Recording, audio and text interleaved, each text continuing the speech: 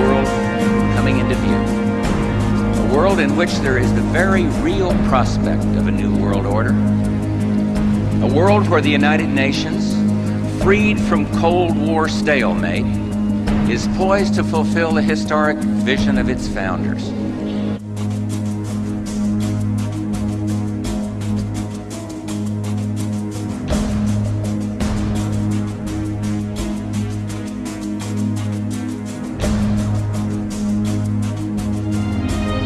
You said famously, when you looked into Vladimir Putin's eyes, you saw his soul. Yeah. When you look into Benedict XVI's eyes, what do you see? God.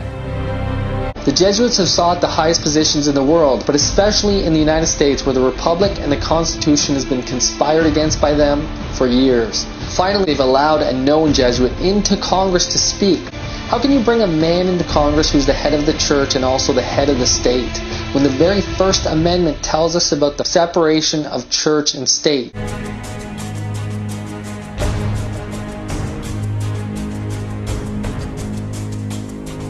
There's a lot to learn from how we've responded to COVID-19.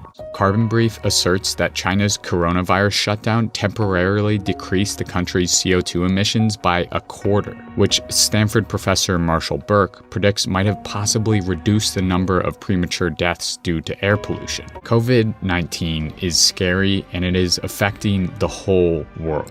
But if we don't act in the same way about climate change, the effects of a hotter planet will be much worse.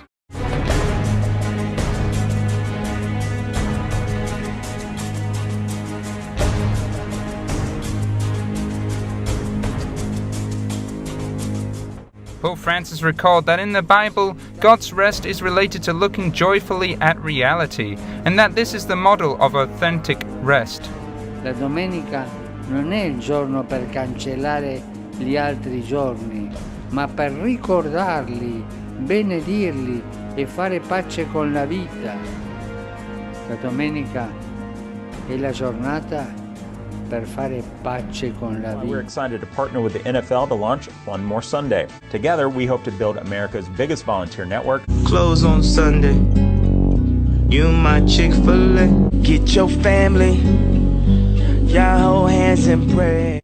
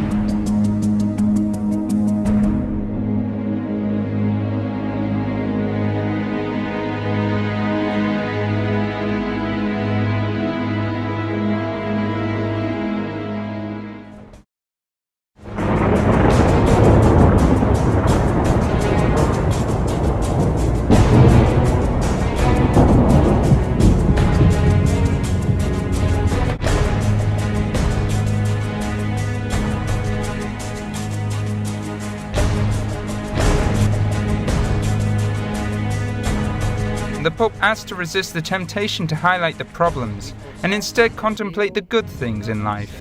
He said that true serenity does not consist in changing one's own history, but in welcoming and appreciating it.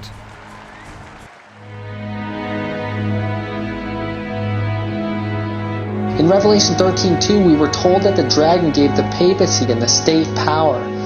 And this was the church ruling over the multitudes during the Dark Ages, just as they did during the Spanish Inquisition.